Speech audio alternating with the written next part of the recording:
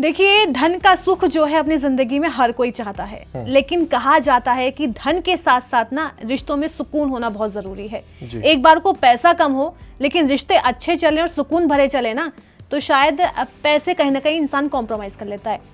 मेरा सवाल आपसे ये है कि अब आज नॉर्मल डेज में देखा जाता है कि जो पति पत्नी हैं उनमें कलेश काफी ज्यादा बढ़ गए हैं, तो आप कुछ ऐसा उपाय बताइए जिससे कि आपसी कलेश जो है वो लोगों में कम हो। उन्हें क्या रूल्स फॉलो करने चाहिए जिससे कि जो लड़ाइयां हैं वो थोड़ी कम हो, पेशेंस लेवल जो है लोगों में क्योंकि बिल्कुल खत्म हो चुका है आज के टाइम में। सुंदर वैवाहिक जीवन बनाने के लिए मैं एक खास तारे को अर्घ देने सिखाता हूँ। अरुंधति वशिष्ठ नाम का ये तारा है। सप्तऋषि तारा मंडल, जो 7 तारे इकट्ठे चम्मच की आकार में उत्तर के आसमान में दिखाई देते हैं, पूंछ की तरफ से ये जो दूसरा तारा है इसको अरुंधति वशिष्ठ कहते हैं। जब ये तारा आपको दिखाई दे, चाहे आप अपने पति के साथ या अपनी पत्नी के साथ हों, चाहे साथ में ना हो, दोनों अवस्थाओं में आप 1 लोटा भरा हुआ जल लीजिए। उस जल में थोड़ा सा मीठा डाल दीजिए, गुड़ डाल दीजिए या उसमें चीनी डाल दीजिए और अपने घर की छत पर जाइए, खुले आसमान के नीचे जाइए और अरुंधति वशिष्ठ को अर्घ दीजिए। धीरे धीरे धीरे धीरे अपने मस्तक के ऊपर लोटे को लेकर के और धीरे धीरे धीरे धीरे जल गिराइए। आप देखेंगे कि आपके घर में जो वैवाहिक जीवन है वो बहुत ही सुखद होने लग जाएगा।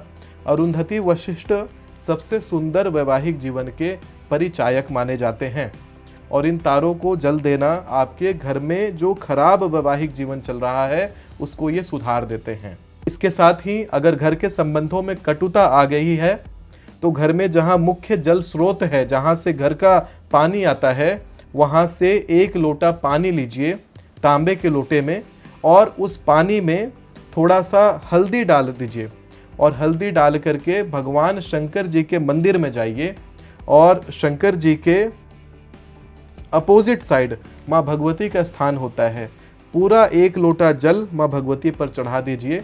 इससे घर के संबंध अच्छे होने लग जाते हैं। अगर घर में सुख शांति चाहते हैं, धन वैभव चाहते हैं और किसी प्रकार का कोई बड़ा ग्रह आ गया हो उससे मुक्ति चाहते हैं, तो उसी प्रकार से घर के मुख्य स्रोत का जल भरिए और उस जल को शंकर जी के मंदिर में लेके जाइए और शिवलिंग पर अभिषेक कर दीजिए उसी जल से। घर के ऊपर कोई भी बड़ी व्याधि होगी उससे निवारण होने लग जाएगा।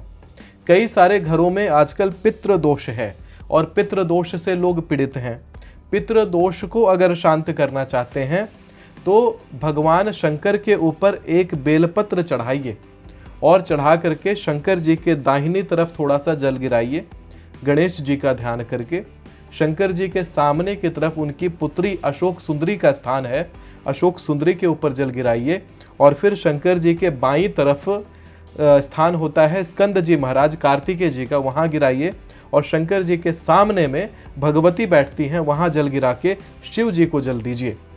और रुद्राष्टकम अगर याद हो तो पढ़िए, ना याद हो तो बस ओम नमः शिवाय, ओम नमः शिवाय धीरे धीरे बोलते हुए आप शिवलिंग पर जल गिराइए। आप निश्चित देखेंगे आपके जीवन में जो भी आधी व्याधि आई होगी सब टल जाएगी और ज़बरदस्त सुख और शांति आपके घर में लौट आएगा।